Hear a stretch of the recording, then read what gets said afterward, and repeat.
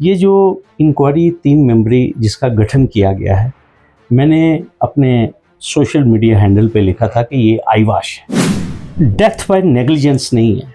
मैं से कहूँगा ये मर्डर ऑफ 35 इनोसेंट यात्रीज है।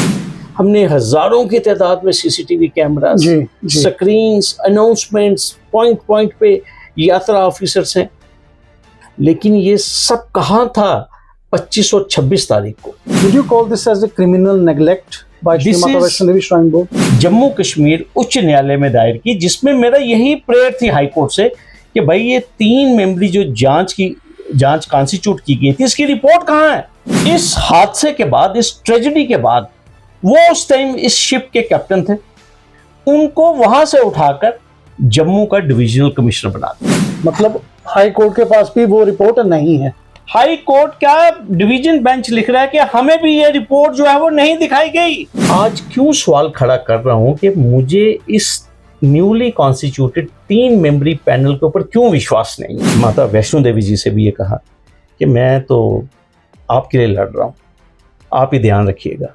और मेरे दिल से मैं किसी को बद्दुआ तो दे नहीं सकता हूं, लेकिन मैंने कहा माता रानी फिक्स करना इन लोगों को जिन्होंने इंसाफ के साथ भी खिलवाड़ करने की कोशिश की। शकील अहमद एक मुसलमान है, लेकिन वो श्राइन बोर्ड के पीछे पड़ा रहता है, वो हिंदू यात्रा को लेकर बातें करता है। तो किस तरह से आप इसको देखते हैं? आप एक अलग धर्म के हैं, लेकिन अलग धर्म में जो हो रहा है उसको लेकर काफ़ी बोलते हैं और आप चाहते हैं कि उसमें सही बात सामने आए।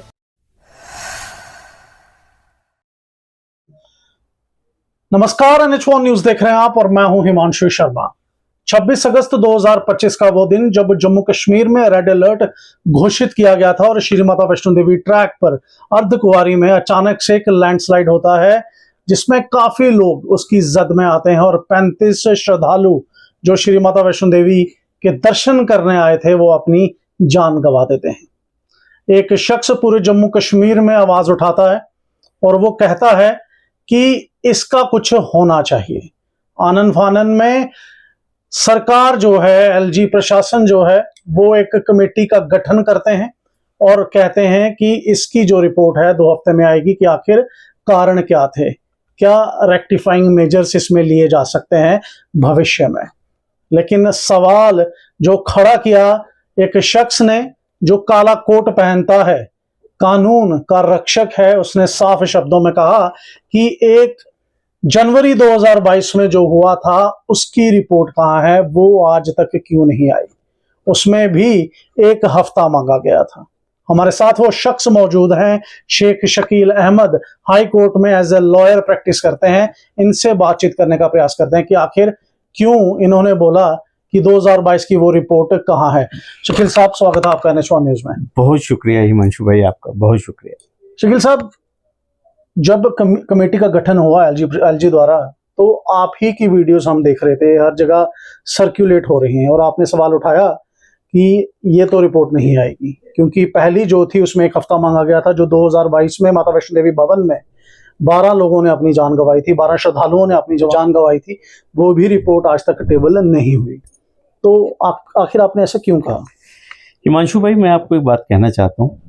ये जो इंक्वायरी 3 मेंबरी जिसका गठन किया गया है, मैंने अपने सोशल मीडिया हैंडल पे लिखा था कि ये आईवाश है। ये हमारे लोगों की अटेंशन को डाइवर्ट करने के लिए ये 3 मेंबरी इंक्वायरी कमेटी का गठन किया गया है। ये डेथ बाय नेग्लिजेंस नहीं है। मैं से कहूँगा ये मर्डर ऑफ 35 इनोसेंट यात्रीज है, ये कत्ल है। एक होता है एक्ट ऑफ गॉड, जिसे हम कहते हैं ना आपदा आ गई है, एक्ट ऑफ गॉड, जिसे हम वॉश आउट कर देते हैं किसी चीज को कि किसी की गलती नहीं है। लेकिन ये एक्ट ऑफ गॉड नहीं है। जिस तरीके से मैंने देखा कि एक जो लीडर्स हैं एक विशेष पार्टी के, इसको धोने की कोशिश कर रहे हैं कि ये आपदा है और ये एक्ट ऑफ गॉड है, ये ऐसी कोई बात नहीं है। आप मुझे एक चीज बताइए कि एक अच्छा खासा यंत्र तंत्र है श्राइन बोर्ड के पास। जी। और जम्मू कश्मीर की सरकार ने पहले ही एडवाइजरीज और ये जो हमारा मौसम विभाग है उसने पहले ही डिक्लेयर किया था कि बादल फट सकते हैं, अलर्ट जारी किए हुए थे, स्कूल बंद थे, विश्वविद्यालय बंद थे, इवन कुछ गवर्नमेंट डिपार्टमेंट्स भी बंद थे, उसके बावजूद भी यात्रा चल रही थी। और मैं आपको बताना चाहता हूं कि जो जम्मू कश्मीर उच्च न्यायालय में श्राइन बोर्ड ने जो अपना बयान हल्फी दिया है मेरे पहले केस में, अगर आप उसको देखें तो श्राइन बोर्ड कहता है कि हमने RIFD इंट्रोड्यूस किया है, हमने हजारों की तादाद में CCTV cameras, screens, announcements, point point पे यात्रा ऑफिसर्स हैं, लेकिन ये सब कहां था 25 और 26 तारीख को? हाँ, मुझे बताइए ये लोग कहां पे थे? इतनी तादाद में यात्री कहां पे थे? और आपको मालूम भी है कि इस किस्म की आपातकालीन की स्थिति जब चल रही थी तो यात्रा तो सस्पेंड होनी चाहिए थी, एक यात्री भी ट्रैक पे नहीं होना चाहिए था। और मैं आपको एक चीज कहना चाहता हूं हिमांशु भाई, ये सब डिपेंड करता है आपकी विल के ऊपर। जब आपको काम करने का शौक हो, जब आपको लोगों के साथ, अपने सिटीजन्स के साथ प्यार हो, लेकिन जब आप कैजुअली अपना काम कर रहे हैं, जब आप नेग्लिजेंट हैं in the performance of your duties, फिर आप नहीं कह सकते ये एक्ट ऑफ गॉड है जी। मैं इसलिए ये कहता हूं ये श्राइन बोर्ड के ऑफिसर्स की नेग्लिजेंस की वजह से ये। Would you call this as a criminal neglect by Shri Mata Vaishno Devi shrine board? बिल्कुल, मैं आपकी exactly, this is a criminal negligence on the part of the officers. और एक ऑफिसर नहीं, एक टीम है वहां पे ऑफिसर्स की। देखिए सचिन कुमार वैश्य जो हैं वो श्री माता वैष्णो देवी के chief executive officer, he is the captain of the ship, और उनके साथ एक अच्छी खासी टीम है, IES, IFS और KAS ऑफिसर्स की एक लंबी चौड़ी लाइन है। आप मुझे बताइए ये लोग क्या कर रहे थे, आप मुझे बताइए। और आज आप देखिए कटरा में एक भी आदमी नहीं है, आज एक भी यात्री नहीं है, आज अनाउंसमेंट्स भी हो रही हैं और नेशनल चैनल्स के ऊपर भी बात की जा रही है, लेकिन ये बताए श्राइन बोर्ड इस वक्त जम्मू कश्मीर का, पूरे भारतवर्ष के लोगों के, कि भाई क्यों अनाउंसमेंट्स नहीं हुई, क्यों आपने यात्रियों को कहा कि आप मत आइए कटरा, इस वक्त आपातकालीन की स्थिति है, यात्रा भी सस्पेंडेड है। हालांकि उसके बाद कहा जा रहा है, उसके बाद आज 8वां दिन है, भवन बंद है, कटरा सोना पड़ा है, भवन सोना पड़ा है, यात्रियों को नहीं आने दिया जा रहा। बट जब इतनी जाने चली गई उसके बाद कहा गया। हिमांशु भाई, हमने कुछ नहीं सीखा 1/1/22 से। जिस वक्त आपको याद होगा नाइट इंटरवीनिंग 31/12/2021 एंड 1/1/2022, जिस वक्त स्टैम्पीड हुआ, उस वक्त भी कोई SOP फॉलो नहीं किया गया श्राइन बोर्ड के ऑफिसर्स के द्वारा। ये एस्टिमेट नहीं लगा सके कि हमें कितनी यात्रा छोड़नी है जी। और आपको मालूम है हर एक श्रद्धालु को ना एक होता है कि आज मैं साल के पहले दिन माता की पिंडियों के दर्शन करूं, लेकिन आपने जो SOPs हैं, जो सेफ्टी मेजर्स हैं, क्योंकि श्राइन बोर्ड का काम क्या है, श्राइन बोर्ड के ऑफिसर्स का काम क्या है कि इंश्योर करना स्मूथ और सेफ यात्रा, टू मैनेज जी, ठीक है। ये कौन सी मैनेजमेंट है? उस वक्त भी हमने 12 लाशें यहां से भेजी और सैकड़ों लोग जख्मी हुए, और आज आप देखिए आज तो लिमिट ही क्रॉस हो गई, 35 लोग आप देखिए। और सबसे बड़ी बात यह है कि अब तो ये कहा गया, क्लेम किया गया कि बहुत मॉडर्न टेक्निक्स का हम इस्तेमाल कर रहे हैं, कि हमें ये भी मालूम है किसी शख्स की मूवमेंट को भी ट्रैक कर सकते हैं कि वो ट्रैक के ऊपर कहां पे है। तो क्या आपको मालूम नहीं था कि ये 35 लोग कहां पे हैं? और उस वक्त ये तो अब एक उच्च स्तरीय, मैं ये कहूंगा कि ट्रांसपेरेंट इंडिपेंडेंट जांच का विषय है। और सबसे पहले मैं आपको बताऊंगा, नहीं शकील साहब यहीं रोकता हूं, क्योंकि मैंने आपकी वो वीडियो देखी और काफी बार हमने वीडियो देखी पिछले 5-6 दिन में। आपने इस कमेटी को उस कमेटी के साथ, यानी 2025 में जो कमेटी बनाई गई है LG द्वारा और 2022 में जो कमेटी बनाई गई थी, आपने काफी सारी उसमें समानताएं बताई, और इसके बाद आपने कहा कि रिपोर्ट तो इसकी भी नहीं आएगी। जरा हमारे दर्शकों को इसके बारे में बताइए प्लीज। मैं आपको बताऊं, जो कमेटी 1/1/22 को कॉन्स्टिट्यूट हुई, उसको हेड कर रहे थे उस वक्त के प्रिंसिपल सेक्रेटरी होम शालीन काबरा साहब जी। दूसरे मेंबर थे उस वक्त के डिविजनल कमिश्नर डॉक्टर राघव लंगर जी, और तीसरे मेंबर थे ADGP हमारे पुलिस के मुकेश सिंह जी। जी। 7 दिन का टाइम दिया गया और 7 दिन में सेम लैंग्वेज इस वाले ऑर्डर की भी है जो 29 को पास हुआ शायद, कि भाई आपको फिक्स करनी है रिस्पॉन्सिबिलिटी, और जो रिस्पॉन्सिबल ऑफिसर्स हैं जिनकी वजह से, जिनकी गफलत की वजह से, जिनकी नेग्लिजेंस की वजह से ये स्टैम्पीड हुआ, उनको आइडेंटिफाई किया जाएगा जी। और ये कमेटी जो है ये एसओपी सजेस्ट करेगी, स्टैंडर्ड ऑपरेटिंग प्रोसीजर, ताकि फ्यूचर में इस किस्म की ट्रेजेडी जो है वो ना हो जी। ये ऑर्डर पास हुआ 1/1/22 को और 7 जनवरी तक, मैक्सिमम मैं कहता हूं 8 को ये रिपोर्ट सामने आनी चाहिए थी। लेकिन आप यकीन कीजिए हिमांशु भाई, मैंने इतनी वीडियोस की उसके बाद भी कि भाई रिपोर्ट कहां है, रिपोर्ट कहीं नहीं आई। Even you filed a PIL as well. मैं आपको बताऊं, फिर उसके बाद मैंने एक जनहित याचिका जम्मू कश्मीर उच्च न्यायालय में दायर की, जिसमें मेरा यही प्रेयर थी हाई कोर्ट से कि भाई ये 3 मेंबरी जो जांच कॉन्स्टिट्यूट की गई थी, इसकी रिपोर्ट कहां है।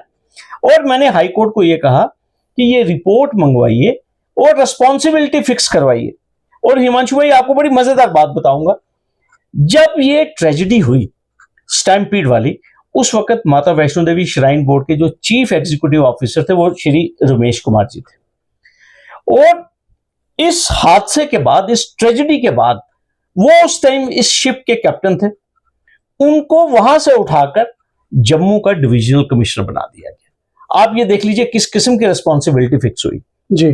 और जब मैंने पब्लिक इंटरेस्ट लिटिगेशन फाइल की, पब्लिक इंटरेस्ट लिटिगेशन का फैसला होता है, ये मैं आपको बताऊंगा, इसका फैसला होता है 26 अप्रैल 2023 को। तकरीबन 2 साल लग गए। 2 साल लग गए।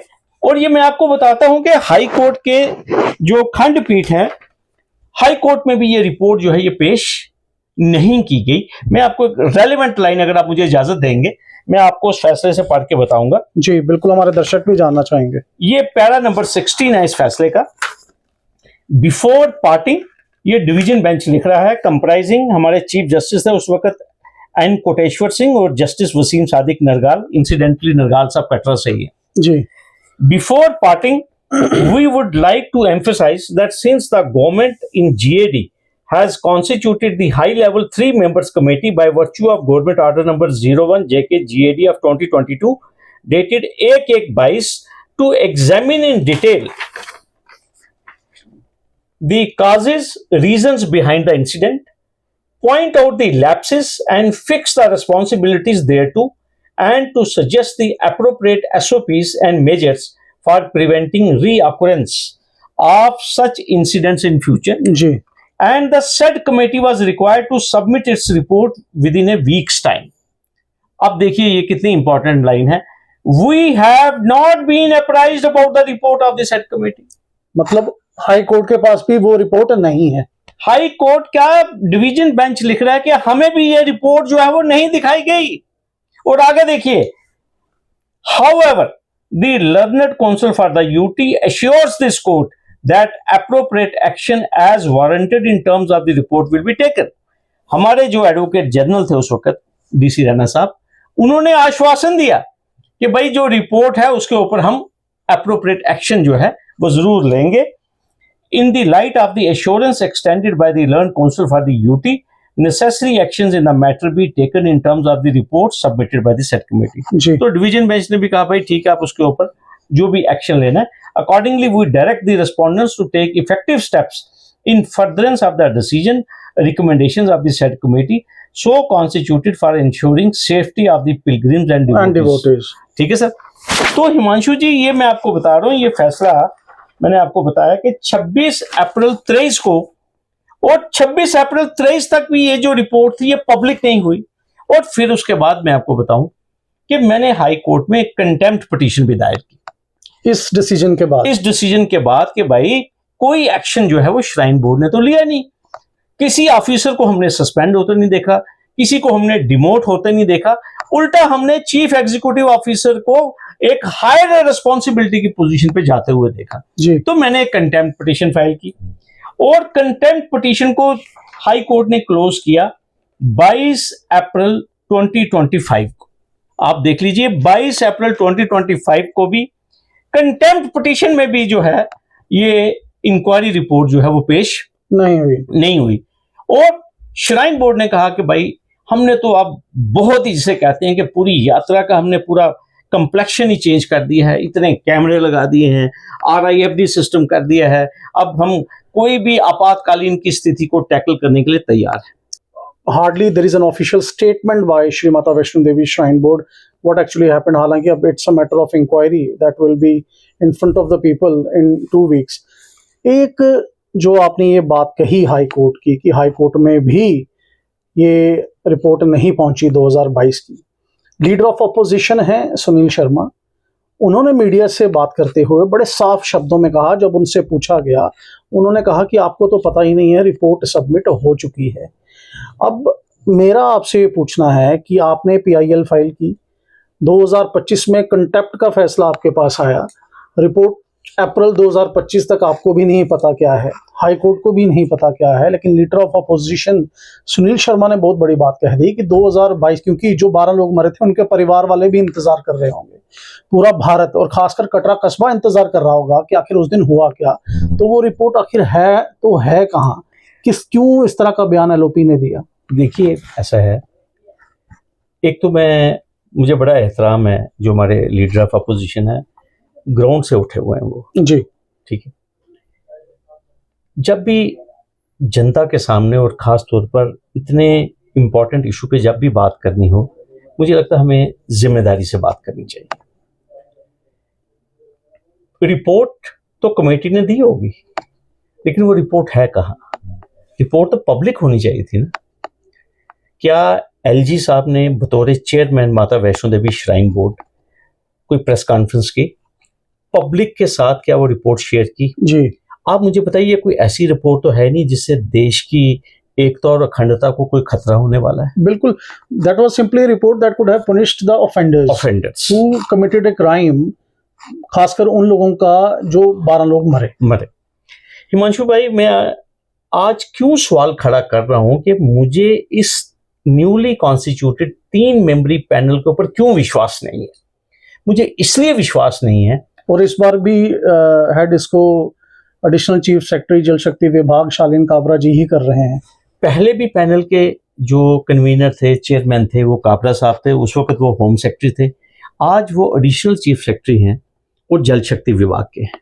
और आज आप मज़ेदार बात देखिए कि जो डिविजनल कमिश्नर हैं वो रमेश कुमार जी हैं, जिनके ऊपर उंगलियां उठी जब वो चीफ एग्जीक्यूटिव ऑफिसर थे माता वैष्णो देवी श्राइन बोर्ड के 2022 में जब स्टैम्पीड हुआ जी। तीसरे ऑफिसर हैं हमारे IGP जम्मू। मेरा सबसे जनता के बिहाफ के ऊपर मेरे अपने LG साहब से एक सवाल है, जम्मू कश्मीर की अवाम की तरफ से, क्या क्रेडिबिलिटी है इस पैनल की जिसको अब आपने 2 हफ्ते का टाइम दिया है, और जिस पैनल को काबरा साहब ही हेड कर रहे थे 22 में, उसकी रिपोर्ट तो सामने आई नहीं, तो हम कैसे विश्वास कर रहे हैं? तभी मैंने कहा ये लोगों के सेंटिमेंट्स जो अभी रप्चर हुए हैं, हर्ट हुए हैं, उसके ऊपर मरहम पट्टी और लोगों की मेन कोर इशू जो हम कहते हैं कि रिस्पॉन्सिबिलिटी फिक्स करो, जिम्मेदारी फिक्स करो, किसी को पनिश करो, एग्जाम्पल सेट करो, उस चीज से लोगों का ध्यान हटाने के लिए ये एक ऐसा पैनल दोबारा रिपीट किया इन्होंने 1/1/22 को, और ये रिपोर्ट कभी नहीं आएगी। ये भी रिपोर्ट जो ये मैं आपको कहना चाहता हूं, होना क्या चाहिए मैं आपको बताऊंगा। मैंने डिमांड की है जनता के बिहाफ पे कि चीफ जस्टिस ऑफ J&K को LG साहब रिक्वेस्ट करें कि एक सिटिंग जज को स्पेयर करें, उनको 1 महीने का टाइम दे, जनता को भी सुने जी, श्राइन बोर्ड को भी सुने जी, और एक ट्रांसपेरेंट इंक्वायरी का जो पैनल है जिसको एक सिटिंग हाई कोर्ट जज हेड करे और वो पब्लिक दरबार लगाए, जो मुतासरा लोग हैं, जो विक्टिम्स हैं, उनके परिवार के लोगों को भी सुने, कटरा के जो लोग, जो स्टेक होल्डर्स हैं, जो कटरा के लोग हैं, उनको भी सुने, कटरा के होटलर्स को भी सुने, कटरा के आम लोगों को भी सुने, और उसके बाद जब कोई इंक्वायरी रिपोर्ट आएगी उसके साथ क्रेडिबिलिटी अटैच होगी। ये जो ब्यूरोक्रेसी है ये हमारे LG साहब के अंडर है, ये उमर साहब के अंडर नहीं है। ये जितने भी ब्यूरोक्रेट्स हैं इन्होंने रिपोर्ट देनी है श्राइन बोर्ड के हक में जी। ये सिर्फ एक लेपा पोती है, इसे मैं कहता हूं cover up exercise. This is purely to shield the officers of the shrine board. Exactly. और ये मैं आपको आज ही कह रहा हूं, पहले तो रिपोर्ट आनी नहीं। सुन लीजिए। बिल्कुल आप ऐसा कह रहे हैं। मैं श्री माता वैष्णो देवी श्राइन बोर्ड का जो एक ऑफिशियल स्टेटमेंट ट्विटर पे आया था, उन्होंने बड़े साफ शब्दों में कहा कि the reports publish in the media are misleading. और उन्होंने जो हादसा हुआ अभी 26 अगस्त को, उन्होंने कहा that was a nature fury.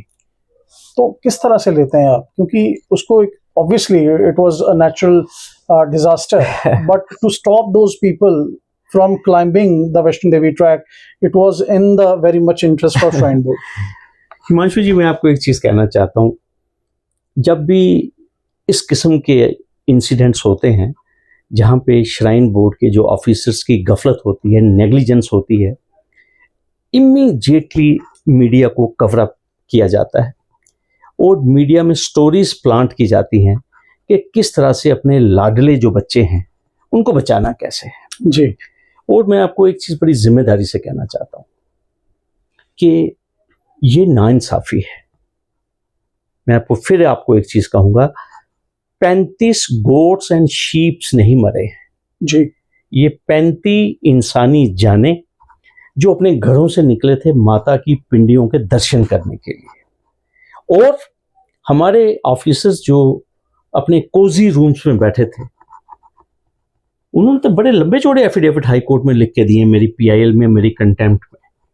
उन्होंने तो क्या शानदार एफिडेविट लिख के दिए कि जनाब हमने ये कर दिया, हमने ये कर दिया, इतने कैमराज इंस्टॉल कर दिए, इतनी हमने एलईडीज लगा दी, इतनी स्क्रीन्स लगा दी, इतने अनाउंसमेंट सेंटर्स हमने बुलाया। और फिर उसके बाद अब अपने ऑफिसर्स को शील्ड करने के लिए अब ये एक नैरेटिव तैयार किया जा रहा है, मीडिया में स्टोरीज प्लांट की जा रही हैं। यात्रा तो सस्पेंड कर दी गई थी।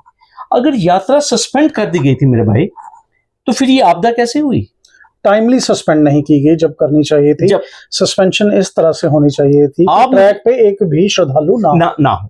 मैं आपको थोड़ा सा पीछे ले जाना चाहता हूँ। आपको याद होगा जब 370 और 35A को तोड़ने की प्रक्रिया चल रही थी, उस वक्त बाबा बर्फानी की यात्रा अपनी जोबन पे थी। आप देखिए किस तरीके से यात्रियों को एयरलिफ्ट किया गया, किस तरीके से स्पेशल फ्लाइट्स मैनेज की गई। जी। ये तो अब किताबों में भी आ गया, लिटरेचर में भी आ गया। मैं जुनेद साहब की स्टोरी देख रहा था, कोई किताब भी आ गई है इसके ऊपर। जी जी बिल्कुल। जब सरकार ने काम करना होता है तो सरकार के पास पूरी मशीनरी होती है। आप मुझे बताइए, इतना बड़ा श्राइन बोर्ड, करोड़ों रुपए का जिसका बजट है, जिसके ऊपर लोगों का इतना बड़ा विश्वास है, क्या कर रहे थे इनके ऑफिसर्स? एक जान जाया नहीं होनी चाहिए थी हिमांशु भाई, और 35 जाने चली गई। और अब आप लेपा पोती करना शुरू हो गए हैं। और उसके बाद अब ये जो 3 मेंबरी पैनल जो आपने बनाया है, तो ये मैंने कहा था कि ये साइक्लो स्टाइल कॉपी है 1/1/2022 की। बिल्कुल लाइन, कामा, फुल स्टॉप और वर्डिंग्स बिल्कुल सेम, और कंपोजिशन ऑफ ऑफिसर्स भी बिल्कुल सेम। सेम चेयरमैन जो 2022 में काबरा साहब, वही चेयरमैन 2025 में भी। ठीक है, तो मेरा कहने का ये मतलब है, आप कर लीजिए शील्ड इस बार फिर से पीआईएल दाखिल करेंगे अगर नहीं आता। मैं आश्वासन दे रहा हूं आपको, ठीक है, कि इंशाल्लाह आप देखेंगे कि इस मामले को यहां नहीं हम रोकेंगे, फिर इसको अदालत में ले जाएंगे। फिर आप ये एफिडेविट्स फिर देखेंगे, लंबे चौड़े, खूबसूरत इंग्लिश इज अ गुड, वो कहते हैं ना, I can talk in English, I can walk in English. ठीक है, आप लिखिए इंग्लिश। लेकिन मेरा उस दिन दिल बड़ा टूटा था जिस दिन मेरी याचिका में रिपोर्ट पेश नहीं हुई। तो मैंने अल्टीमेटली जिस शख्सियत को, जिस ताकत को मैं मानता हूँ, और मैंने माता वैष्णो देवी जी से भी ये कहा कि मैं तो आपके लिए लड़ रहा हूँ, आप ही ध्यान रखिएगा। और मेरे दिल से मैं किसी को बद्दुआ तो दे नहीं सकता हूँ, लेकिन मैंने कहा माता रानी, फिक्स करना इन लोगों को जिन्होंने इंसाफ के साथ भी खिलवाड़ करने की कोशिश की। मैं एक सवाल, शायद इस सवाल के बारे में काफ़ी लोग आलोचना भी करेंगे कि मैं किस तरह का सवाल पूछ रहा हूँ, लेकिन कई बार बात हो जाती है जब आप कहीं बैठते हैं सोसाइटी में या कहीं ग्रुप्स में कि आखिर शकील अहमद एक मुसलमान है, लेकिन वो श्राइन बोर्ड के पीछे पड़ा रहता है, वो हिंदू यात्रा को लेकर बातें करता है। कई बार आपको भी शायद क्रिटिसिज्म फेस करना पड़ता होगा अपने कमेंट बॉक्सेस में या कहीं भी आप जाते होंगे, तो किस तरह से आप इसको देखते हैं? आप एक अलग धर्म के हैं, लेकिन अलग धर्म में जो हो रहा है उसको लेकर काफ़ी बोलते हैं और आप चाहते हैं कि उसमें सही बात सामने आए। किस तरह से आप इसको लेते हैं? हिमांशु जी, थोड़ा सा मैं आपको बताऊं मेरी बैकग्राउंड क्या है। मैं रामनगर का रहने वाला हूं। जी। हमारे रामनगर में मेरे जो नाना दादा, हमारे परिवार के जो लोग थे और मेरे पिताश्री, हम लोग रामलीला का हिस्सा होते थे। मैं आपको बता दूं, हमारे परिवार से काजी निज़ामुद्दीन जो कि 70s में 60s में सेशन जज थे, वो दशरथ का रोल प्ले करते थे रामलीला में हमारे रामनगर। जी जी। मेरे पिताजी वो भी रामनगर में रामलीला में कोई कैरेक्टर जो थे वो जब हम जम्मू आ गए तो मेरे पिताजी मुझे सुनाते थे। जब रामायण और महाभारत के सीरियल जब यहाँ पे स्टार्ट हुए तो बिल्कुल हमारे घर में शांति होती थी और मेरे पिताजी कहते थे कि आप देखो, इसमें आपको कुछ सीखने को मिलेगा। आप देखते थे? मैं पूरा देखता था। और जम्मू में आपको वैसे भी मालूम है कि कर्फ्यू जैसी सिचुएशन होती थी। मेरे दिल में कभी भी ये बात नहीं आई कि हिंदू मुसलमान कोई ऐसी चीज़ है। कई बार मेरे वालिद भी मुझे कहते थे कि अगर आप भगवान राम को देखें, कि उसके वालिद ने उसको कहा कि आप 14 साल के लिए जंगल में चले जाएं, तो मेरे वालिद ने कहा कि क्या आपको नहीं लगता कि हमारे पैगंबर भी ऐसे थे जो अपने वालिदैन का एहतराम करते थे? तो उन्होंने तो एक बार भी नहीं कहा कि मैंने जंगल में नहीं जाना। फिर मेरे वालिद कहते थे, आप देखिए महाभारत में दानवीर कर्ण का कैरेक्टर आप देखिए, जिसने दोस्ती के पीछे जब दानवीर कर्ण को कहा गया कि आप एक गलत आदमी का साथ दे रहे हैं, जो आपका मित्र है वो गलत है, उन्होंने कहा कि कर्ण ने कहा कि जब मेरे अपनों ने मुझे ठुकराया तो मुझे दुर्योधन ने मुकुट पहनाया, तो इसलिए मैं अपनी यारी निभाऊंगा। ये मैं आपको बात इसलिए कहना चाहता हूँ कि हमारा मानने का स्पिरिचुअलिटी में थोड़ा फर्क हो सकता है, लेकिन मैसेज एक ही है। मेरी मंशा जो है, मेरी मंशा ये नहीं कि मैं कोई किसी को फिक्स करना है। मैं कहता हूँ कि अगर आपने बोर्ड बनाया, किसी मकसद के लिए बोर्ड बनाया था, चोरियां करने के लिए बोर्ड नहीं बना था। टू फैसिलिटेट द यात्रा। बेसिक पर्पस जो था बोर्ड को बनाने का कि स्मूथ और सेफ यात्रा बनाई जाए। और अब मुझे एक चीज बताइए, मेरा कोई वेस्टेड इंटरेस्ट नहीं, मुझे कोई बोर्ड का मेंबर नहीं बनना, ना मुझे कोई कटरा से इलेक्शन लड़नी है, लेकिन मैं इसी डुग्गर प्रदेश का बेटा हूं। उसी रामनगर से मैं आता हूं, जहां रामनगर में हम पीर बाबा में भी जाते हैं, रामनगर में नरसिंह देव जी का भी मंदिर है। तो मुझे इस बात के लिए टारगेट करना कि मैं मुस्लिम हूं, क्या अकबर नहीं गए, उन्होंने छतर नहीं चढ़ाया माता के दरबार में? ठीक है, आप देखिए अकबर के घर में बेटा नहीं हो रहा था, वो सलीम चिश्ती साहब की जियारत पे पैदल गए। आप देखिए अजमेर शरीफ में प्राइम मिनिस्टर चादर लेके जाते हैं। आज हम कौन सी बात कर रहे हैं हिमांशु जी? शाहरुख खान आपको पता हर महीने 2 महीने के बाद माता के पास दर्शन करने आते हैं। तो हम, आप देखिए परसों अभी ये गणेश बप्पा बिल्कुल गणेश, ठीक है, आप देखिए सलमान खान के घर में पिछले कितने सालों से पूजा हो रही है। ठीक है, तो मुझे इस बात के लिए अगर कोई क्रिटिसाइज करता है, मुझे इससे कोई तकलीफ नहीं है और मुझे अच्छा लगता है ये मुझे क्रिटिसाइज करते हैं, क्योंकि मैं किसी शायर का एक शेर है, उन्होंने कहा, तनकीद से मेरी शख्सियत संवरती है, मैं दुश्मनों का बड़ा एहतराम करता हूँ। आप मुझे बताइए अगर मेरी कोई मेलाफाइड इंटेंशन है, मेरी कोई मेलाफाइड इंटेंशन नहीं है। मैं अवाम के सामने ये बात रखना चाहता हूँ। आपने वादा किया अवाम के साथ कि 7 दिन के अंदर रिपोर्ट आएगी। कब वादा किया आपने? 1 जनवरी 22 को। मैं लगातार बोल रहा हूँ कि 30 वीडियोस मैंने ककड़ियाल में खड़े होके की, कटरा में खड़े होके की, माता का दरबार दिखा के की। मैंने कहा यार डरो इस माता से, रूहानियत है, स्पिरिचुअलिटी है। आप क्यों कपट कर रहे हो माता के साथ, क्यों बददुआएं ले रहे हो माता के साथ? बिल्कुल, बहुत बड़ी बात आपने कह दी शकील साहब। इसी के साथ इंटरव्यू यहाँ पर ख़त्म करते हैं। बहुत बहुत धन्यवाद अपना समय देने के लिए और इस पर रोशनी डालने के लिए। बहुत शुक्रिया आपका, आप मेरे पास है। तो ये थे हाई कोर्ट में प्रैक्टिस कर रहे lawyer Shakeel Ahmed. Leader of opposition Sunil Sharma का ये बयान कि रिपोर्ट सबमिट हो चुकी है, लेकिन शकील साहब ने साफ कर दिया कि अगर कहीं है तो वो पब्लिक होनी चाहिए। आज भी leader of opposition Sunil Sharma ने प्रेस कॉन्फ्रेंस में कहा कि रिपोर्ट सबमिट हो चुकी है। अब उससे जो लोगों की आशा है रिपोर्ट सुनने की, रिपोर्ट देखने की, आखिर रिपोर्ट में है क्या, वो बढ़ चुकी है। अब हर जगह बातें होने लगी हैं कि आखिर वो रिपोर्ट है तो है कहाँ। लेकिन जो मुद्दा है कि जो 26 अगस्त 2025 में वैष्णो देवी ट्रैक पर हुआ, क्या उसके लिए किसी को जिम्मेदार ठहराया जा सकता है या नहीं, उसके लिए कमेटी का गठन हो चुका है। एलजी साहब ने वो कमेटी बनाई है और 2 हफ्ते के अंदर इसकी रिपोर्ट आएगी। लेकिन शकील अहमद जी का कहना है कि 2022 में जो हुआ था वैष्णो देवी में, जिसमें 12 लोगों की जान गई थी, उसकी रिपोर्ट 1 हफ्ते में आनी थी, लेकिन आज तक वो नहीं आई। इसकी भी रिपोर्ट जो है वो नहीं आएगी।